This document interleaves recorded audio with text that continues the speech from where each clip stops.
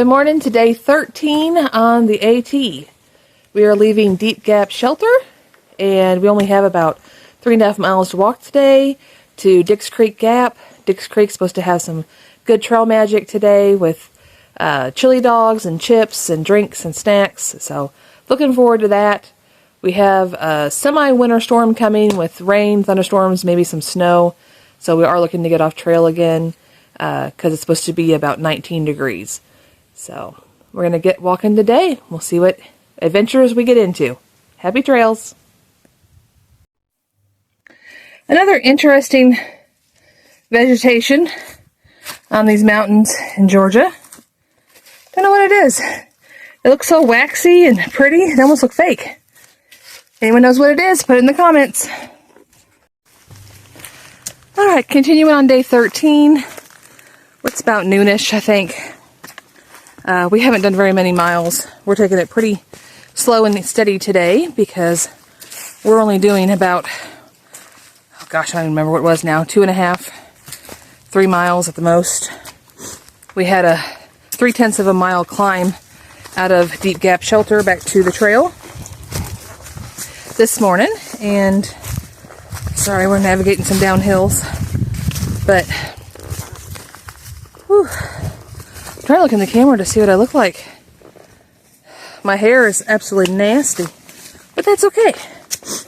So let's talk about some trail tragedies. Trail tragedies. Number one, we talked about this, I think maybe on day 3. Hygiene is out the window. Nothing is clean about the trails.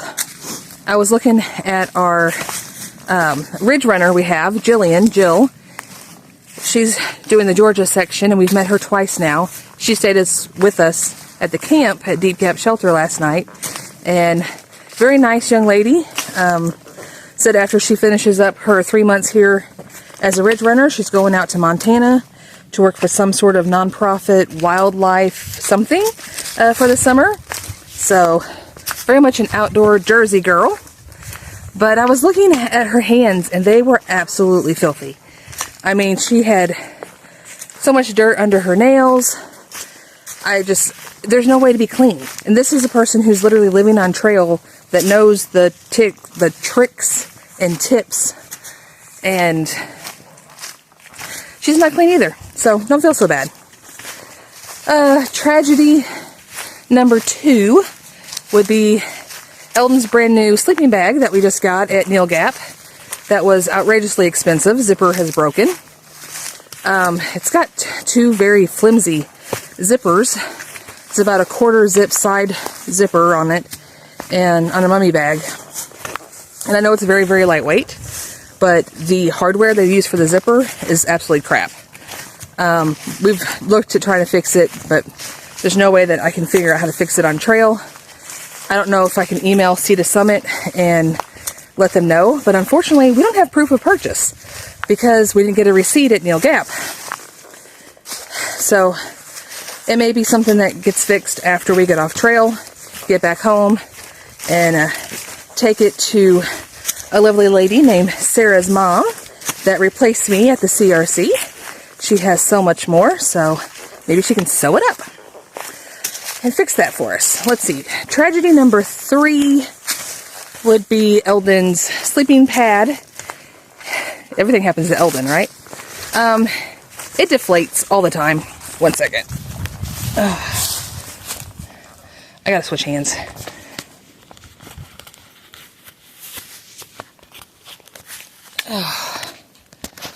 Okay. Can you see me any better? I don't know if you can or not, but my right arm is killing me. So we're going this way. Anyway, Eldon's sleeping pad is also deflated. It's almost completely deflated. 2 nights on trail with them.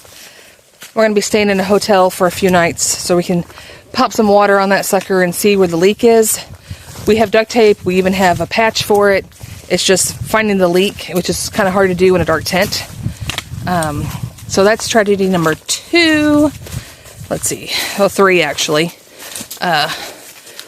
What else have we got? Oh, tragedy number 4 is for me. I don't want to eat anything in my pack. Yesterday I hype myself up. I'm like, oh, biscuits and gravy. The dehydrated biscuits and gravy, they're going to be so good. You know they're good. You've had them before.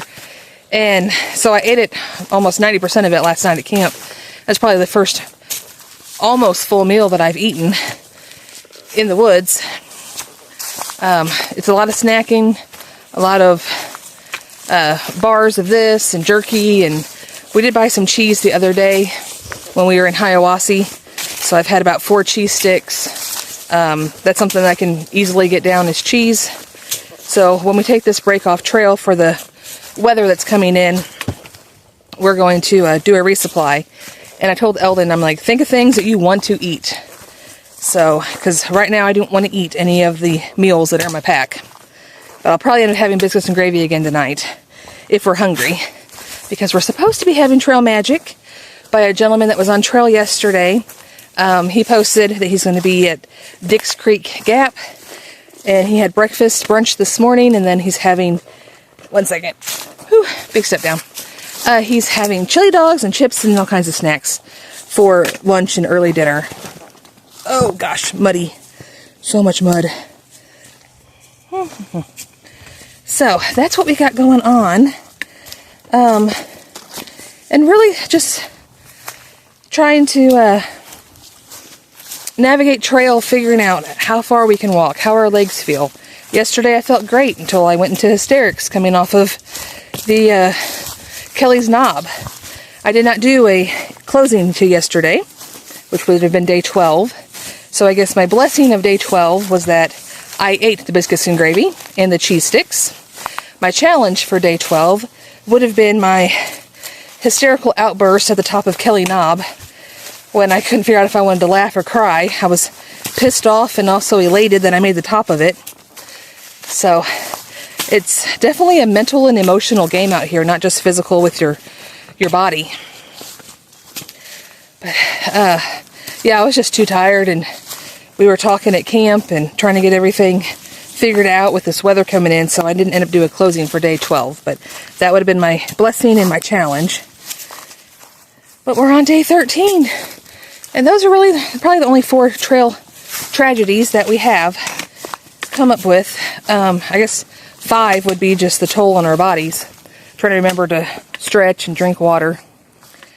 But we're making it slowly, and by golly, we're going to make it out of Georgia soon, because I am so sick of Georgia. I just want to say I did one state and get out of here, and then I can start complaining about North Carolina and Tennessee. But we don't really have trail names yet. I'll do a video in a little bit about the little tramily that we've been hiking with and some of the characteristics of them and some of their trail names. But right now we're just Mary and Eldon, or EJ. A lot of people confuse Eldon with Elvin, and so he's been going by EJ as well. But all right, it's a beautiful Saturday. I think today's March 14th. I feel like I have a friend who has a birthday on March 14th, or maybe it's the 16th. Can't remember. But if it's your birthday, I haven't been on Facebook to see. But happy birthday to all the March birthdays. How about that? Oh, it's Cody's birthday today, right? It's Cody. Happy birthday. I feel like it might also be my friend Christy's birthday. Maybe. And then maybe, I think Danita's birthday is also in March. You know, girls, we've been out of school for 20 plus years. It's hard to remember everyone's birthday. But, alright. It's almost 70 degrees. We are back being warm and sweating. But, we got this lovely green tunnel. I don't know if I can get a good picture of our green tunnel. It's keeping some of the sun off of us. And I will see you down trail. Happy trails.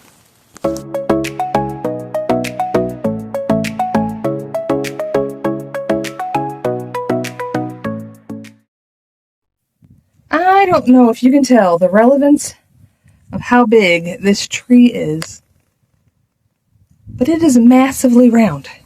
Let me see if I can get my shadow up there. Can you see my shadow on this tree? It's huge. Huge tree. Hi, Eldon. Yeah, we're going downhill. Our knees hurt. But this tree is just massive, so I was going to try to film it to show you all, but I can't get far enough away from it to actually give you a relative size. So let me come down this hill a little bit. It's a little Rudy. Little Rudy. Little Rudy. Little Rudy. Don't mind me. I'm just singing. There. It's in the sun, of course. But that is a massive tree.